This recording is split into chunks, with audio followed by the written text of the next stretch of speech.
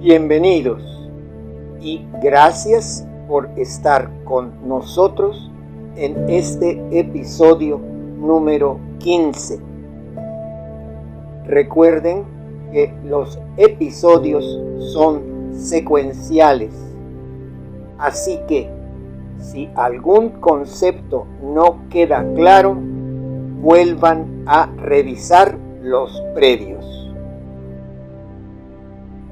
Después del episodio previo, hay que preguntarse si las incongruencias reveladas en el desciframiento del sistema de escritura maya aplican también a la labor epigráfica aplicada a los jeroglíficos egipcios.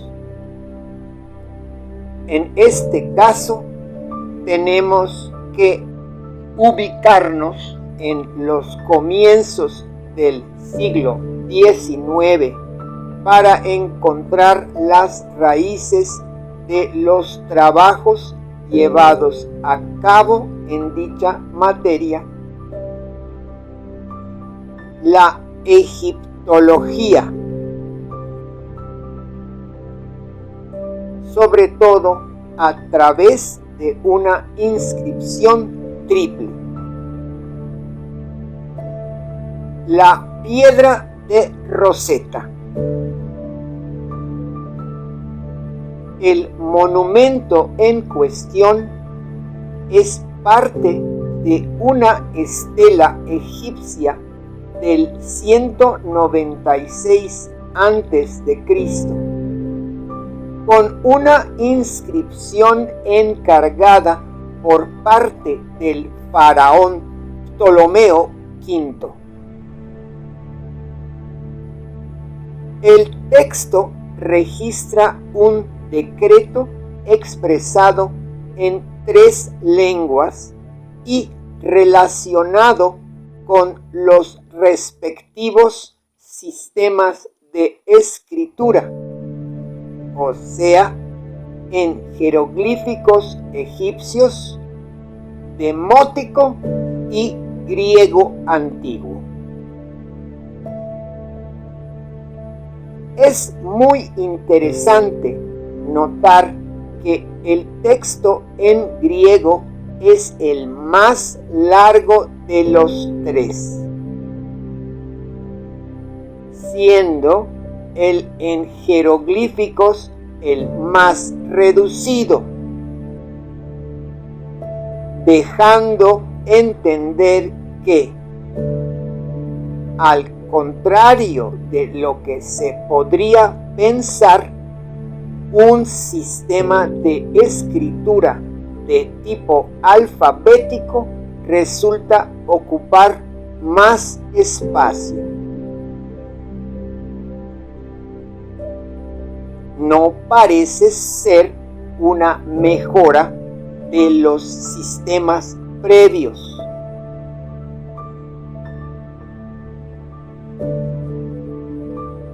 El uso de los jeroglíficos egipcios fue prohibido en 391 después de Cristo por el emperador bizantino Teodosio I, que los consideró paganos.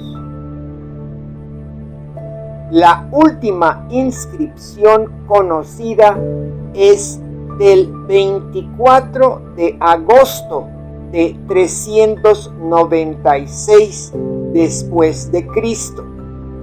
Por ende, es una gran mentira que dicho tipo de escritura se hubiese perdido en los siglos anteriores debido al hecho que pocos egipcios tenían el nivel educativo para comprenderla. De no ser una mentira, hay que reconsiderar el concepto de educación. En la teoría volviendo a la estela, conociendo por lo menos uno de los sistemas y la respectiva lengua, debería ser posible descifrar las demás. En efecto, la traducción del texto en griego se hizo en Londres en 1803 y en la década sucesiva se intentó descifrar el texto jeroglífico.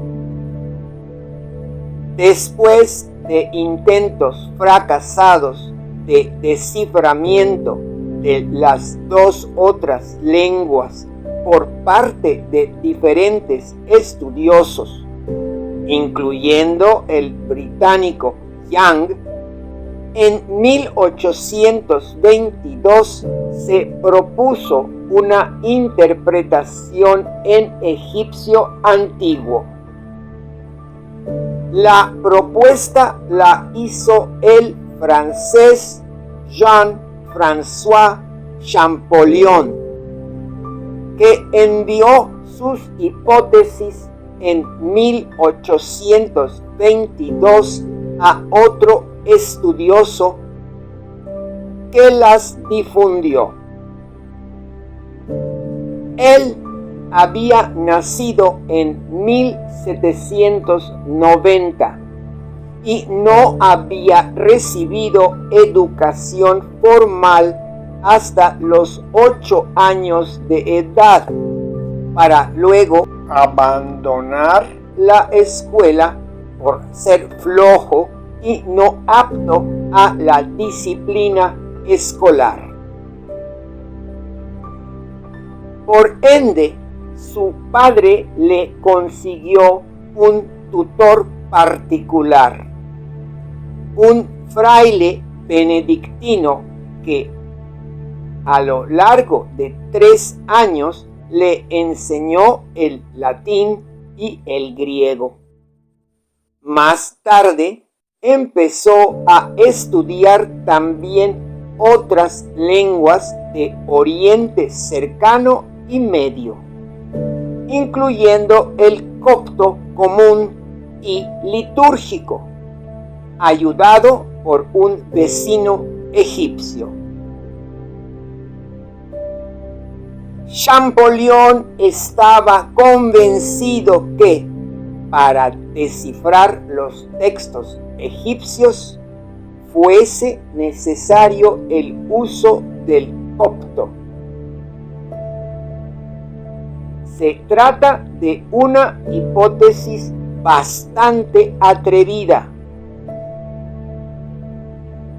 porque el copto es una lengua con bases cristianas y gran influencia griega previa, que se introdujo en el norte de Egipto solamente a partir del siglo II después de Cristo y terminó su auge en el siglo VI después de Cristo, reduciéndose a una lengua religiosa.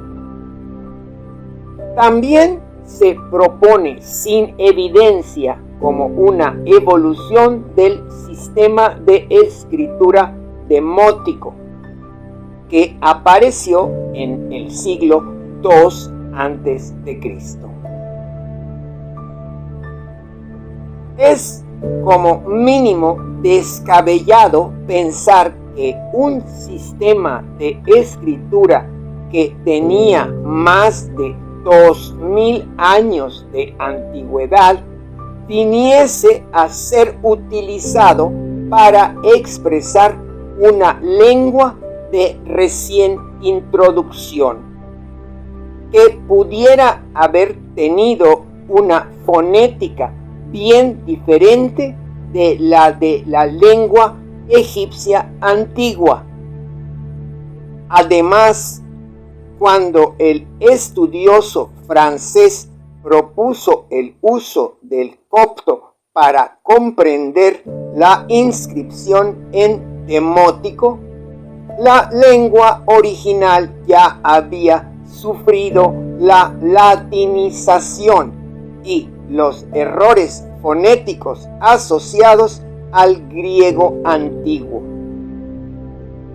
Dos asuntos que afectaron muchas traducciones desde el siglo X después de Cristo.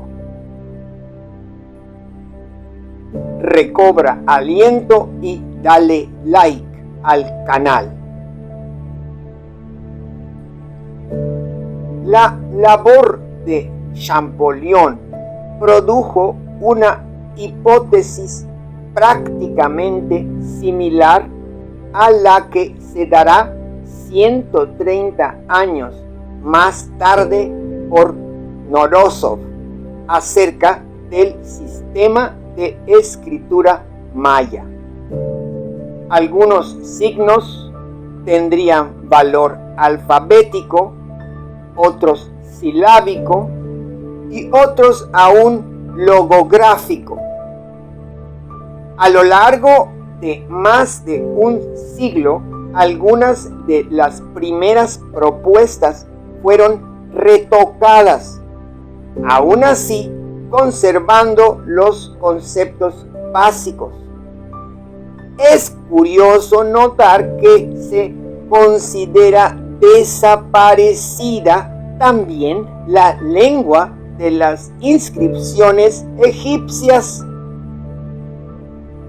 La lámina presenta dos bosquejos de las transliteraciones llevadas a cabo por el estudioso francés, que tentativamente asoció al nombre del faraón Ptolomeo V y su esposa Cleopatra I ciertos valores fonéticos representados por signos del sistema jeroglífico egipcio.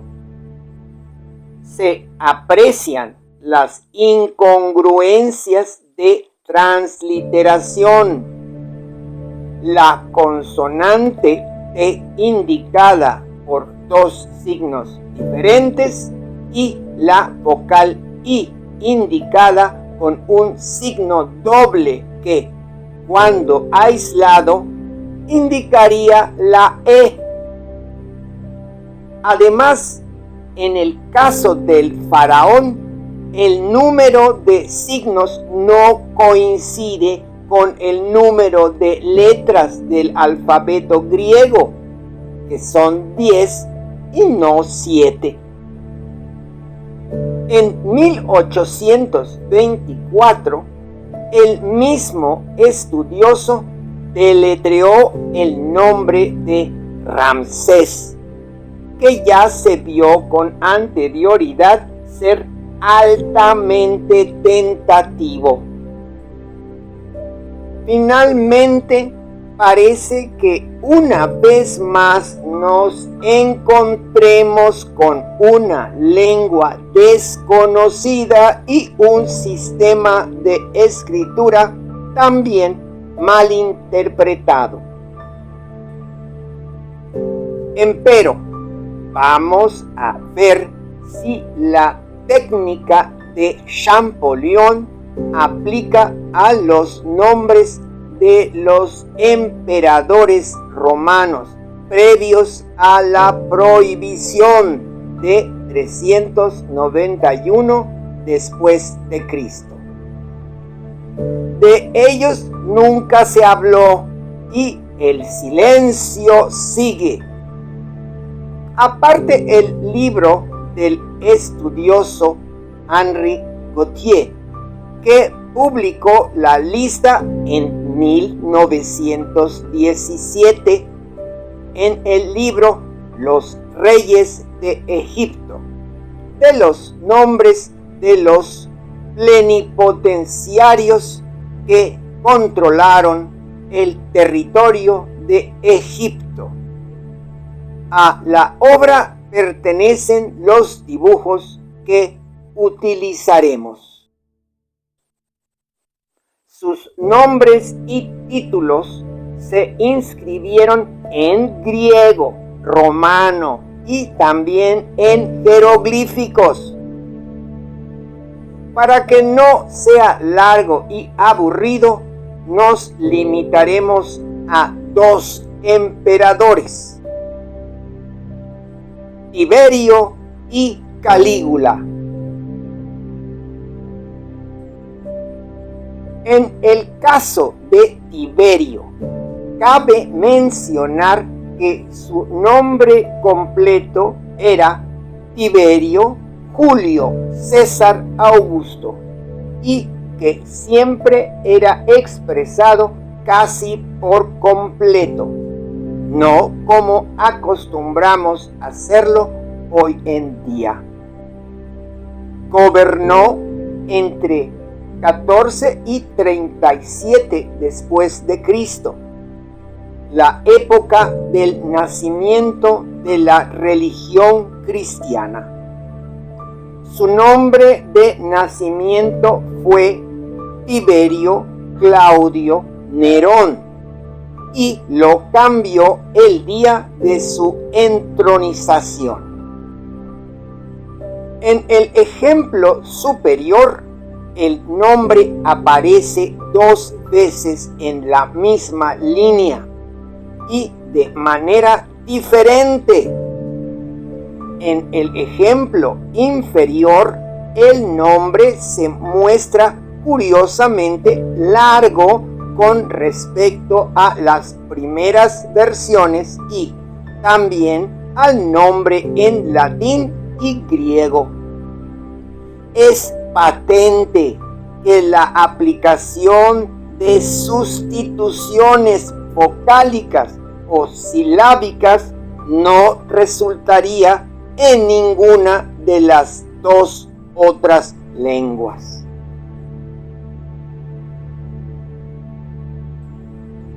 En el caso de Calígula, su nombre completo era Cayo Julio César Augusto Germánico, siendo el acostumbrado Calígula probablemente un título y no un apodo, que es la propuesta de los estudiosos. Gobernó menos de 4 años, entre 37 y 41 después de Cristo, como sucesor de Tiberio. El análisis de la lámina muestra que, una vez más, todo lo dicho en la lámina anterior aplica, hundiendo la propuesta de Champollion en el limbo, aunque siga siendo considerado el fundador y padre de la egiptología. Esto sí es un problema serio, porque entonces, ¿no existe la egiptología? O, cuanto menos, ¿no es una ciencia?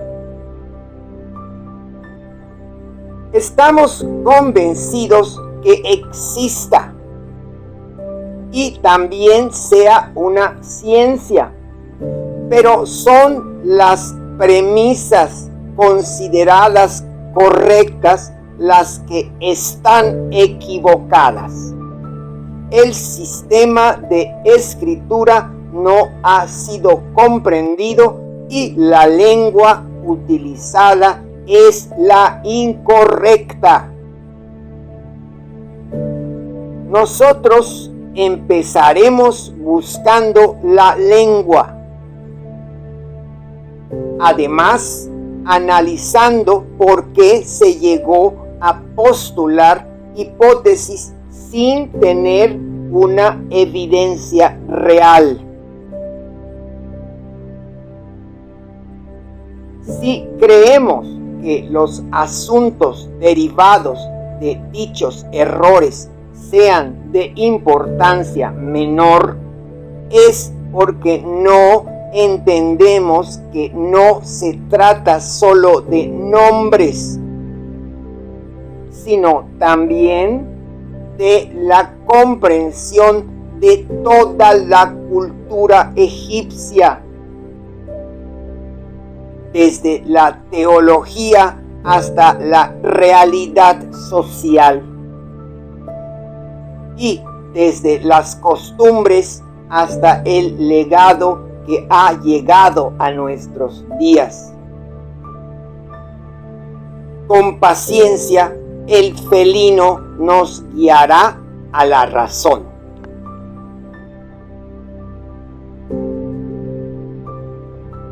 Llegó la hora de la camita, soñando con croquetas al despertar, quizás obtenidas con sus aportaciones en Patreon. Agradeciendo a todos, recuerden que así como a todo gato le gusta una caricia, presionen el botón like para ayudarnos a divulgar el conocimiento rescatado. Suscríbanse al canal y compartan el episodio.